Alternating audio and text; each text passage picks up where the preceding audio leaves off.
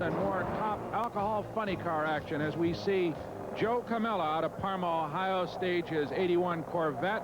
He'll be running against Gary Henderson out of Memphis, Tennessee, in an 83 Omni with a Keith Black engine in it. Steve Evans. This is second-round competition. What a beautiful car. The Wizard, owned by Tom Ockers. Very creative paint design, always immaculate. The polished supercharger. And away first is Henderson. Camella is into the guardrail. Just grazes it, keeps the car right side up. Gary Henderson, who had a tremendous reaction on the starting line. And I think Camella was having problems steering the car. When they leave the starting line, oftentimes they'll carry the front wheels just a little bit off the pavement. There's very little weight on them. And even though Joe was steering hard to the left, the car at this point just has a mind of its own. Maybe a pound or two more air pressure in one tire than the other causes it to go to the right. And even though Camella steers to the left and his foot's still on the throttle, boom, into the guardrail. But the fiberglass bodies are pretty easily fixed. And coming out of the car is the victorious Gary Henderson after a fine 6:55. Brock is there. We got you at 6:55, 2:10. About what you expected? Yeah, that was a little bit better. I'm hoping to pick it up a little bit more. I'm bringing the motor up a little bit now. The track's getting a little better up there. How is the track feeling after the run? Super. Does it? Them guys in front of me, I believe they're going to lose the soles off their shoes up there next. Okay. You got a little oil in there. Any problems at all, real? No, it's got a little bit of blow by, and without the outside breathers, you know, it just kind of blows out. So it's no problem, no. Okay, good. Thanks. Okay. Gary wasn't kidding either. We've seen a lot of shoes stuck to this starting line throughout the weekend. Here is Don Gerardo, a former world champion. He's up against the yellow car in the left or far lane, the reigning world champion. That is Bobby Gottschalk driving the Bob Schmidt Chevrolet entry. Now, last year, Gottschalk accumulated more points on the circuit than any other driver, and he proudly wears that #1 on the side of his car. It's been a number of years since Don Gerardo was world champion, but he has still been very competitive on the circuit. And away first is Bob Gottschalk in the far lane, the yellow car. Gerardo challenging, but he doesn't have enough muscle. On the far end of the racetrack, it is Bob Gottschalk at a 6.62. That's really a little off the pace for the world champ at 206 miles an hour. And back at the starting line, already rolling into the water to start the burnout procedure is Lou Winters. Lou will be up against Pat Walsh. This is the furthest either of these drivers have ever gone in big-time competition. Brock is with the world champ. Last time we saw you had some problems to get it all fixed, huh? Yeah, we had to change the piston and do a couple valves. I think we're in there. Feeling good now? Oh, yeah. Okay. Feeling great. Car running strong? Feeling good to me. How's the racetrack? A little shaky. Not bad. Not bad. All right, thanks. By shaky, he meant tire shake or car shake, and sometimes that comes from having too good a racetrack. So it is Pat Walsh in the U.S. mail car in the far lane up against the beautiful red machine of Lou Winters. One of these drivers will advance to the semifinals as they bring the RPMs up. They have to change gears twice down the racetrack, but it's a simple matter of pushing a button with these type of transmissions. Lou Winters launches harder. Pat Walsh trying to stay with him in the far lane, but can't do it. It is Lou Winters all the way at 6.70. Lou's going to have to find a couple of tenths of a second if he's going to be competitive in the semis. 2 tenths in this sport is 4 or 5 car lengths. We've seen 40s and 50s. That is the pace. Frank Monzo, the #2 car in the world, will soon be punishing those rear tires with the burnout, laying down some hot, sticky rubber as he hopes to defeat Richard Bell and the Bell Boys from Nashua, New Hampshire, the yellow car in the far lane. Right now, Brock Yates is with Lou Winters. Okay, Lou, got 672.07. Feeling good? Car run good? Yeah, it run real good. We got a little bit of shake, but I think we can get it back on it. All right. I hope.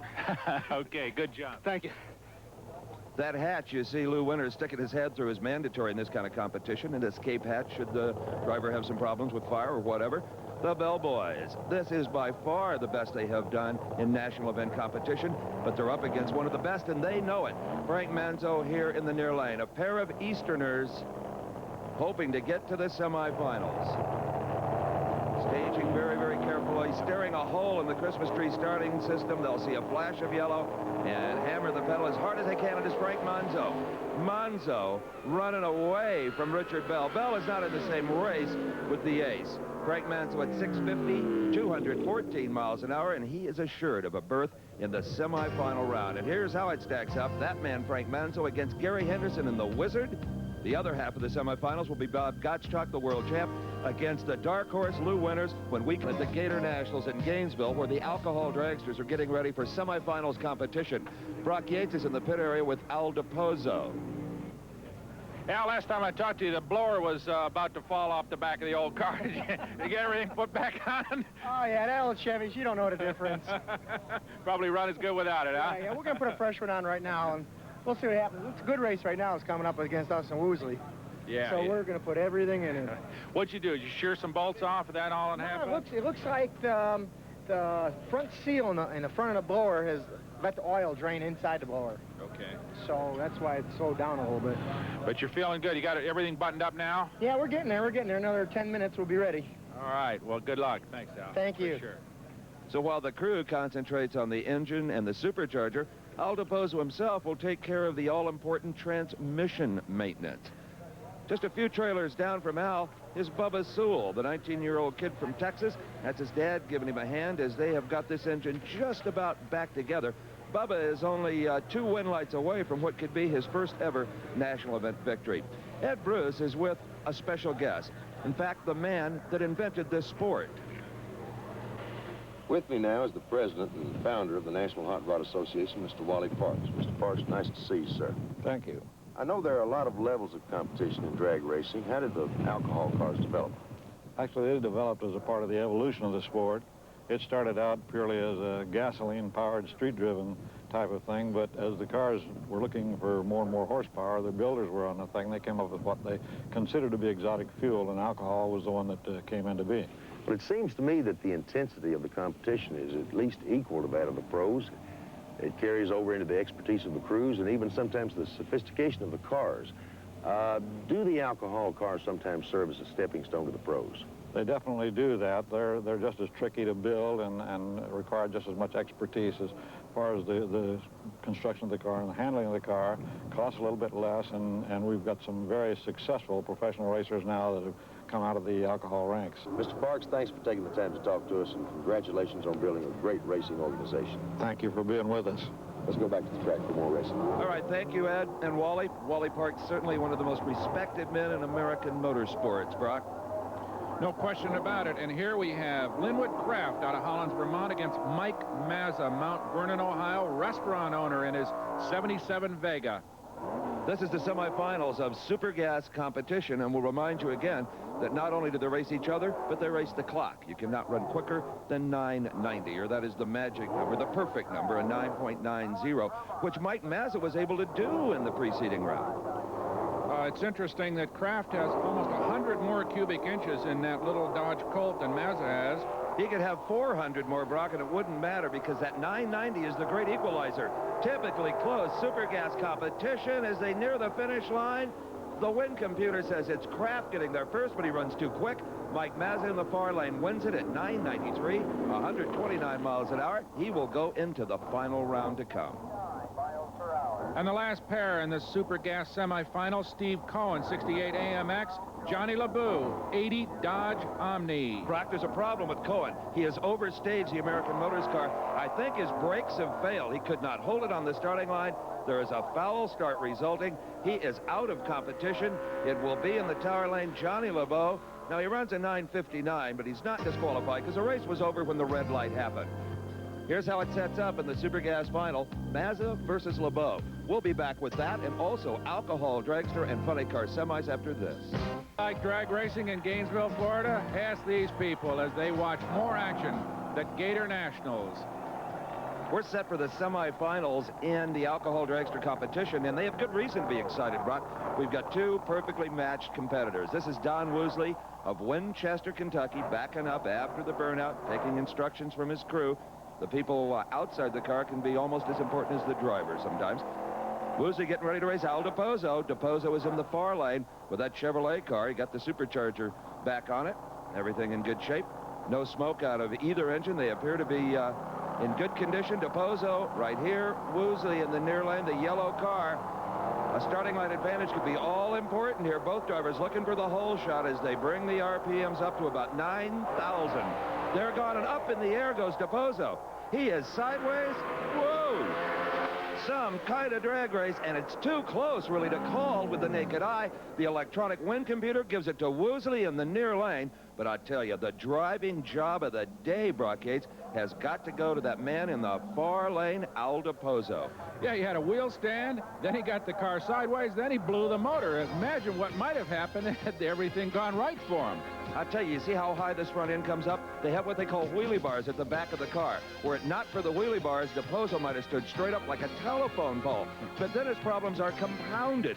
He is sideways first one way, then the other, but the one thing he never does is take his foot off the throttle. And I guarantee you, Woosley, his peripheral vision, he can see DePozo right now. DePozo making a move on him, and at the finish line, we see how close it really is. Woosley wins at 6:45 to a 6:52. Brock Yates is with the winner, Don Woosley. A winner, but a little problem coming out of it, huh? Yeah, I lost the motor. How much time you got to get it ready? I don't have another motor, so I'm, for all intents and purposes, out of it. That's too bad. Yeah, it is. Super strong run until it went up. Yeah, I felt it going away in high gear, but stayed in it, and that was the results. You got to pack it up? Yeah, guess we will. We're sorry. Unless somebody can loan us a motor. Well, which I doubt. You going back and try? We'll see what happens. Okay. But I don't look good right now. We just have to wait till we get back and see. Hard going out a winner, isn't it? I mean, this way, yeah. It's a bad way to lose. Yeah. Well, we're real sorry. Super race all day. Thank you. Well, you got to feel for that man, Brock. He won the battle, but may have lost the war.